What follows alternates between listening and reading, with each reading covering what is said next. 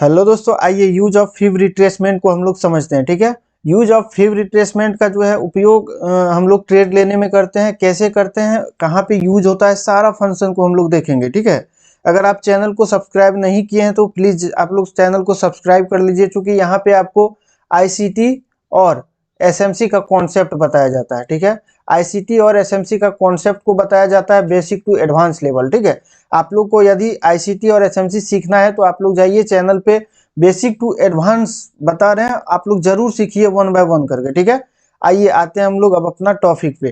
तो देखिए, fib retracement का यूज कहाँ कहाँ पे होता है। इसका पहला यूज तो होगा कि हम लोग ट्रेड लेने में यूज करते हैं। ठीक है, एंट्री लेने में यूज करते हैं, मतलब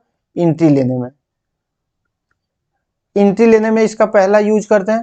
लेकिन एंट्री कैसे हम लोग लेते हैं फिब रिट्रेसमेंट पे, तो हम लोग एंट्री लेते हैं पहला तो हम लोग ऑर्डर ब्लॉक पे। ठीक है, ऑर्डर ब्लॉक पे लेते हैं। दूसरा हम लोग लेते हैं एफवीजी पे लेते हैं। दूसरा क्या लेते हैं, एफवीजी पे लेते हैं। तीसरा हम लोग कहाँ पे लेते हैं, ऑर्डर फ्लो पे लेते हैं, ऑर्डर फ्लो पे। चौथा हम लोग कहाँ लेते हैं, चौथा हम लोग जहां पे बड़ा रेंज दिखे, मतलब कि ऑर्डर ब्लॉक का बड़ा रेंज या ऑर्डर फ्लो का बड़ा रेंज या एफवीजी का बड़ा रेंज, या आपको पूरा सपोज दैट आपका यहाँ पे हाई है और मार्केट क्या किया है, यहाँ पे क्या किया है, लो का फॉर्मेशन किया है। ठीक है, यहाँ पे लो का फॉर्मेशन किया है। इस हाई और इस लो के बीच में जो रेंज निकलता है उसके बीच हम लोग एंट्री लेने में करते हैं, हाई और लो के बीच एंट्री लेने में। ठीक है, हाई और लो एंट्री में। अब ये कैसे करते हैं, अब देखिए पहले हम लोग देखते हैं ऑर्डर ब्लॉक पे कैसे इसका उपयोग होता है फिब रिट्रेसमेंट का। ठीक है, सबसे पहले हम लोग फिब रिट्रेसमेंट का फंक्शन को समझते हैं, उसके बाद वन बाय वन करके इन सारा एंट्री को फिब रिट्रेसमेंट पे देखेंगे कि इसका एंट्री कैसे होता है। ठीक है, आइए आपको यहाँ पे दिख रहा होगा, यहाँ पे दिख रहा होगा, ये देखिए ये फिब रिट्रेसमेंट है। ठीक है, आपको यहाँ पे जब जाइएगा इंडिकेटर्स पे, ठीक है, इंडिकेटर्स पे जब जाइएगा तो तीसरा कॉलम पे आपको मिल जाएगा यहाँ पे फिब रिट्रेसमेंट, यहाँ पे दिख रहा होगा, यहाँ पे फिब रिट्रेसमेंट है। अब फिब रिट्रेसमेंट तो दिख गया, फिब रिट्रेसमेंट यहाँ पे स्टार मार्क करके हम लोग यहाँ पे लिए हुए हैं, स्क्रीन पे ले लिए। ठीक है, अब देखिए फिब रिट्रेसमेंट का कुछ फंक्शन होता है। सपोज दैट ये आपका फिब रिट्रेसमेंट है। फिब रिट्रेसमेंट का आप लोग सेटिंग पे जाइएगा, सेटिंग पे जाने के बाद स्टाइल में आना है। सबसे पहले स्टाइल में जब आइएगा तो आपको यहाँ पे एक्सटेंड लाइंस राइट है, इसको जो है क्लिक कर देना है। ठीक है, जीरो का लाइन जो होगा यहाँ पे जीरो वाला पे यहाँ पे क्लिक करके रखना है, 0.5 पे रखना है क्लिक करके, 1 पे रखना है। ठीक है, तो आपको दिखेगा, और यहाँ पे कहीं भी छेड़छाड़ नहीं करना, विजुअलिटी में आप छेड़छाड़ नहीं करिएगा, ना तो बीच में करिएगा, कहीं भी नहीं करना। ठीक है, अब आपको यहाँ पे दिख रहा है ये फिब रिट्रेसमेंट है, ये 1 है, 0.5 है, ये 0 है। अब फिब रिट्रेसमेंट आखिर लगाएंगे कहाँ पर, कैसे लगाएंगे। सपोज दैट मानिए यहाँ पे आपका क्या है, एक ऑर्डर ब्लॉक है। ठीक है, इस जगह पे मार्केट इस प्रकार से गया है और नीचे आया, फिर नीचे आ रहा है, यहाँ पे लोएस्ट पॉइंट का फॉर्मेशन किया, और यहाँ पे क्या है, एक ऑर्डर ब्लॉक है, ओबी है, और ये बड़ा है, क्या है, बड़ा ऑर्डर ब्लॉक है। बड़ा ऑर्डर ब्लॉक रहेगा तो यहाँ पे एसएल को सेट करने में थोड़ा दिक्कत होगा। ठीक है, अब देखिए बड़ा ऑर्डर ब्लॉक जो रहेगा, इस प्रकार से ऑर्डर ब्लॉक पे टैप होगा तो हम लोग क्या करेंगे, एंट्री का प्लान करेंगे। लेकिन ऐसा नहीं करना है, जहां बड़ा रेंज रहे, बड़ा ऑर्डर ब्लॉक रहे, वहां पे सिंपल इस प्रकार से क्या करना है, फिब रिट्रेसमेंट को लगाना है, ऑर्डर ब्लॉक पे लगाना है। लेकिन कहां पे लगाना है, ऑर्डर ब्लॉक पे, इस प्रकार से नीचे से ऊपर। ठीक है, नीचे से ऊपर लगाएंगे। जब ये फिब रिट्रेसमेंट में, ठीक है, मार्केट क्या करे, फिब रिट्रेसमेंट लगा लिए, मार्केट बीच का लाइन पे जाए, मतलब 0.5 का लाइन पे जाए, तो हम लोग यहाँ से एंट्री प्लान करेंगे। यहाँ हम लोगों का एंट्री होगा और एसएल कहाँ का होगा, 0 का एसएल होगा। तो क्या होगा, हम लोग का कंफ्यूजन दूर हो जाएगा, क्योंकि बड़ा सा यहाँ ऑर्डर ब्लॉक है और ऑर्डर ब्लॉक पे टैब होते ही हम लोग एंट्री नहीं लेंगे, फिर रिट्रेसमेंट पे एंट्री लेंगे, ठीक है। मीन थ्रेशोल्ड इसको बोलते हैं, मतलब 0.5 को मीन थ्रेशोल्ड भी बोलते हैं, क्योंकि मिड में है इसलिए मीन थ्रेशोल्ड बोलते हैं, ठीक है। तो हम लोग मीन पे एंट्री लेंगे, मीन थ्रेशोल्ड पे। तो यहाँ पे एंट्री लेने के बाद क्या होगा, एसएल हम लोगों का छोटा हो जाएगा। और दूसरा ये होगा, अगर ट्रेड हम लोगों का ये एसएल भी लेगा तो छोटा एसएल लेगा, बड़ा एसएल नहीं लेगा। सपोज दैट आपका एंट्री अगर यहाँ पे होता है, एंट्री यहाँ पे होता है, तो आपका यहाँ पे 20 पॉइंट का एसएल होगा, ठीक है। यहाँ भी, यहाँ पे कितना होगा, यहाँ 10 पॉइंट का एसएल होगा, यहाँ 0 है। तो आप यहाँ से अगर एसएल लेते हैं, यहाँ से एंट्री लेते हैं, तो यहाँ से यहाँ तक का एसएल 10 पॉइंट का है।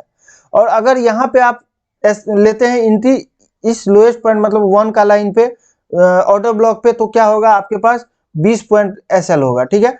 10 पॉइंट का एसएल आया फेब रिट्रेसमेंट में, और सुरक्षित भी है, क्योंकि एसएल भी जाएगा तो छोटा एसएल जाएगा, कोई दिक्कत नहीं है, ठीक है। आइए अब हम लोग इसको चार्ट पे भी कर समझेंगे 1 बाय 1 करके। आइए पहले हम लोग चार्ट पे भी समझते हैं, ठीक है। आइए आते हैं हम लोग चार्ट पे, ठीक है। यहाँ पे देख रहे हैं, ये आपको चार्ट दिख रहा होगा, आप देख रहे हैं इस जगह पे ऐसा है कि ये ऑर्डर ब्लॉक, देखिए मार्केट क्या किया है, नीचे से गया है, ऊपर हाईएस्ट पॉइंट का फॉर्मेशन किया, उसके बाद मार्केट क्या किया, यहाँ पे आईडीएम लिया है, ठीक है। इस जगह पे आईडीएम लिया है, यहाँ पे आईडीएम किया। अब आ जाता है कि ये बहुत बड़ा मतलब ऑर्डर ब्लॉक है। क्या इस ऑर्डर ब्लॉक पे टैप करते ही जैसे मार्केट नीचे से ऊपर गया, यहाँ पे टैप किया, एंट्री ले लेना चाहिए? बिल्कुल नहीं लेना चाहिए, क्योंकि बड़ा एसएल है, बड़ा जोन है। तो यहाँ पे हम लोग क्या करेंगे, फिब रिट्रेसमेंट का यूज करेंगे। जैसे हम लोग यहाँ से यहाँ तक फिब रिट्रेसमेंट डालेंगे, एभव आप देख रहे हैं, एभव फिब रिट्रेसमेंट तक गया, आप देख रहे हैं एभव गया है, तो यहाँ पे हम लोग क्या करेंगे, आराम से एंट्री ले लेंगे, कोई दिक्कत नहीं। और एसएल कहाँ का रखेंगे, एसएल यहाँ का रखेंगे।